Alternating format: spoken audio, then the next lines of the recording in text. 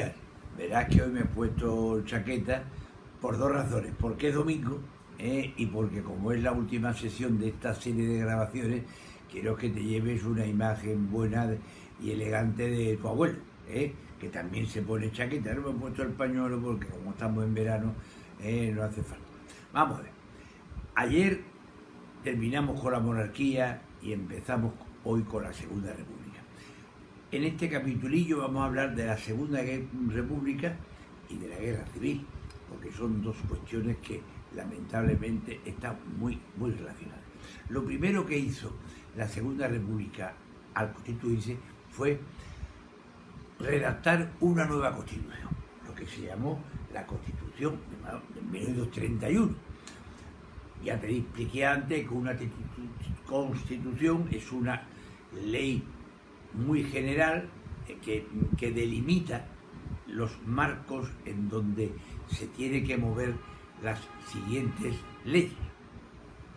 Esta constitución por primera vez ignoraba la Iglesia. O sea, no se hablaba para nada de las relaciones entre Iglesia y Estado y tal, sino que se decía que el Estado era una cosa laica, solamente de los que no tenía que ver nada con los curas ni con la religión. Entonces, fíjate qué cosa más curiosa, que el pueblo de la calle, que en su gran mayoría era analfabeto, o que no sabía leer, que había estado toda su vida acostumbrado a rezar y a confiar en Dios y a tener un cura y un farmacéutico a mano, pues resulta que se creyó, ese pueblo inculto se creyó que Brede la han cegado. Quiere decirte que ya la Iglesia no existía y que había que ir a por los curas. Entonces, fíjate que es curioso que esa multitud de gente inculta, al proclamarse la Constitución sin hablar de la Iglesia, fue la que se lanzó a la calle, y en Málaga en concreto, quemó todas las iglesias, el Cristo de la Buena Muerte, y todas las imágenes sagradas que se encontró por medio, y en muchos sitios de España, un poco como puesta en práctica de la Constitución, malamente. Claro, el tema fue tan gordo que el propio primer presidente de la República, que era Alcalá Zamora, y que era un cordobés de Priego, un andaluz, sensato, dijo, oye, yo no estoy de acuerdo con cómo está redactado ese artículo de la Constitución que niega por completo a la Iglesia, y dimito con dos narices. Y dimitió el Zamora, y entonces le sustituyó nada menos que el famoso Manuel Azaña, que fue el que lo llevó. Manuel Azaña hizo el hombre lo que pudo. Pero claro, entre la insurrección del pueblo por el tema religioso y la insurrección por los bajos salarios, la carencia de vida y la falta de seguridad ciudadana, provocó cosas muy gordas. Por ejemplo, la huelga general de Asturias. O sea, una huelga general es una cosa muy gorda. O sea, las huelgas generales se llevan por delante los gobiernos, pero vamos, como una ola del mar. Entonces, la huelga general en Asturias movió, o sea, se paralizó todo el norte de España. Y entonces Azaña tuvo que reprimir aquello por la fuerza y mandó al militar más bueno que él quería que había, que era Franco. Quédate con la palabra y mandó a Franco, que tenía entonces unos 40 años, lo mandó a Asturias, y Franco, siguiendo las órdenes del presidente de la República, pues bueno, acabó con la insurrección en un tiempo muy razonable, lo cual le valió a Franco además hasta un ascenso. Bueno, pero el país acabó con aquella insurrección, pero claro, había focos por todos lados, el tema que yo estaba muy mal, muy mal. Tan mal estaba que claro, a un tal José Antonio Primo de Rivera, otro nombre que puede que te suene, ¿no? Pues entonces se le ocurrió organizar unas falanges juveniles, que esto es pues como una especie de clubes de gente joven en las que organizaban campamentos y cosas de estas, pero fundamentalmente para inculcarles ¿eh? Pues eso, valores como la libertad, la igualdad, y sobre todo el amor a la patria. O sea, para que los jóvenes, en definitiva, pues se interesaran por los temas de la nación. Y claro, resulta que el tema cayó estupendamente y muchísimos jóvenes se apuntaron a estas historias porque, claro, veían que el país iba de capa caída y que ellos eran pues el futuro de España. Bueno, en esa circunstancia, claro, estaba el país cuando, bueno, dos militares, concretamente, uno que era Mola, General Mola, que estaba en el norte de España, en Navarra, y Queipo de Llano, que estaba en Sevilla, los dos se pusieron de acuerdo y pensaron, oye, el país está así, hay una hambruna es hambre, pero hambre de esto, de falta de comida. La gente va con unas alpargatas que vamos, que coge un frío por los pies tremendo, no tiene que llevarse a la boca para comer, no hay trabajo, los salarios están por los suelos, hay huelgas cada 2 días. Esto va fatal, y el gobierno no manda.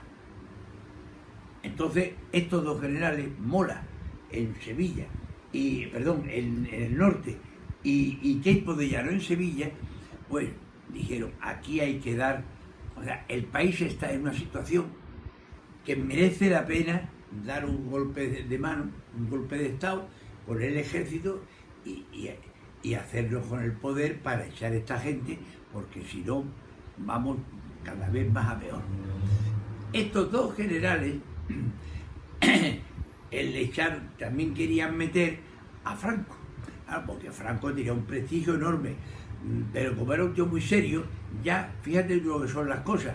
Azaña, que lo había mandado como el tío más preparado a Asturias para acabar con la huelga general, al poco tiempo lo desterró a Canarias para que no tuviese mucho contacto con los demás, porque claro, entonces no había móviles, y claro, para hablar con uno por teléfono tenías que pedir la conferencia y tardaba 4 o 5 horas en dártela, en fin, era muy complicado.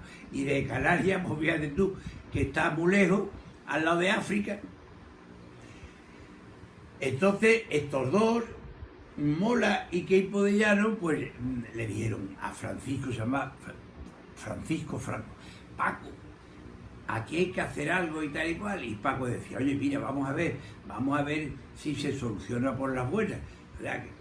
No tenía muchas ganas de lío y estaba en Canarias, pero resulta que los dos deciden sublevarse. La mala suerte, por lo que sea, los designios de Dios, es que Mola muere en un accidente de aviación cuando iba a reunirse con el otro o qué sé yo, y queda Queipo de Llano que le dice a Franco desde Sevilla, Paco, tú que estás ahí en Canarias, mira, vamos a ver la forma de que te hagas cargo de los tercios, los legionarios que están en África, que tú los has educado, tú los has formado, porque no hay que recordar que Franco fue cofundador de la Legión. Los legionarios los cofundó Franco. Es más, todavía hoy día se corre un maratón que se llama las 101 kilómetros. Se corren en ronda. Es un maratón de 101 kilómetros seguidos que se corre en recordatorio de una marcha que hizo Franco con la Legión de recorrer 101 kilómetros sin parar para nada. Fíjate tú. Bueno, los legionarios de África que habían cofundado con Millán Astray la Legión, a Franco la adoraban. Y entonces Queipo de Llano dice, oye, tú estás en Canarias, pero yo voy a organizar para que te vayas a Tetuán para hacerte cargo de la Legión y desde allí entras por Málaga, y yo que estoy en Sevilla te ayudo y vamos para arriba, para conquistar a los republicanos el país. Entonces Franco, ya había muerto el otro y tal, y bueno, chicos, pues habrá que hacer algo. Entonces fíjate tú, ahora viene qué cosa más simpática. cómo llevan a Franco de Canarias a Tetuán. Resulta que los que se quieren sublevar se mueven y contactan con don Juan Mas. Don Juan Mas es un banquero, todavía funciona ahí la banca Juan Mas, con mucho dinero, y durante la guerra hizo más dinero todavía, y en la Segunda Guerra Mundial tenía un banco de mucho dinero. Entonces le pidieron dinero para que pudiese en Inglaterra se pudiese alquilar un avión, una avioneta, que fuese desde Inglaterra hasta Canarias para recoger ahí a Franco en la avioneta y llevarlo desde Canarias a Tetuán, para que allí se hiciese cargo al mando de los legionarios. Entonces, resulta que en Londres estaba de corresponsal de ABC, un periódico, estaba un malagueño que se llamaba Luis Bolín. Sus sucesores han sido aquí alcaldes de Benalmádena y muy metidos en política. Pues este estaba de periodista allí, y entonces le mandaron desde Juan Mar el dinero y le dijeron: Luis, tú que estás ahí en Londres, como quien no hace la cosa, con nombre ficticio y sin decir para qué, pues intenta conseguir una avioneta, llévatela a Canarias, recoja a Franco. Bueno, el Bolín que era un tío salado, entonces alquiló una avioneta que se llamaba el Dragón Rápido, el Dragón Rápido. Y para no crear sospechas, invitó a un amigo inglés con dos sobrinas suyas, para que aquello pareciera como que se venían a pasar una temporada a Canarias, que también tiene muy buen clima. Y entonces, evidentemente, no le dijo nada ni al inglés ni a la sobrina. Entonces, pues nada, vámonos a Canarias. Cogieron el avión, pero él, claro, dice: yo me voy a bajar en Portugal porque no tengo muchas ganas de ir para allá. Lo que dice, lo que pensó, dice: no sea que en Canarias se hayan enterado los republicanos y nos cojan, y a mí de luego nos van a coger. Total, que así fue. Llegó el avión a Canarias, nadie le cogió nada, las niñas se quedaron ahí tomando el sol y Franco cogió el avión, se montó en él, fue a Tetuán, allí se hizo cargo del ejército, y entonces ahí empezó Queipo de Llano en Sevilla y Franco en Málaga. Empezó la guerra civil.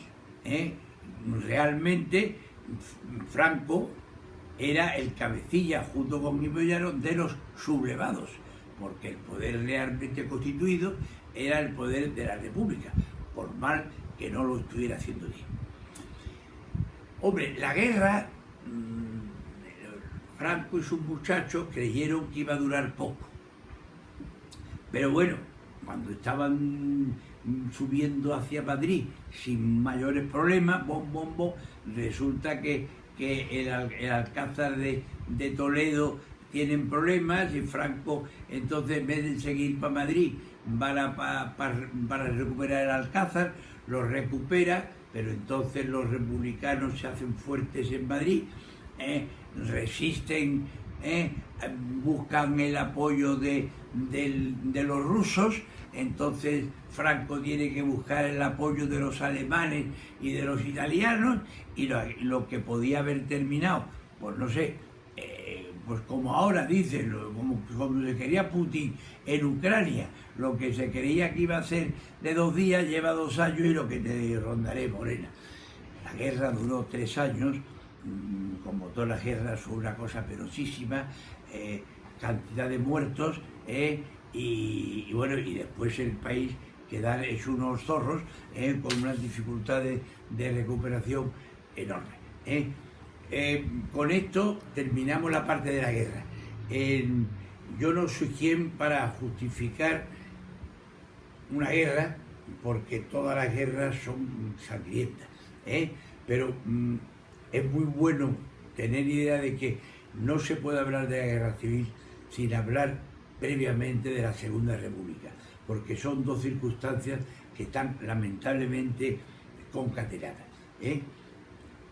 Ahora vamos a dar un descansillo corto y vamos a seguir entonces con lo que es el franquismo, que es la época, los casi 40 años en que Franco estuvo en el poder reconstruyendo a España, después de haber ganado la guerra civil, después de 3 años de lucha fratricida entre hermanos.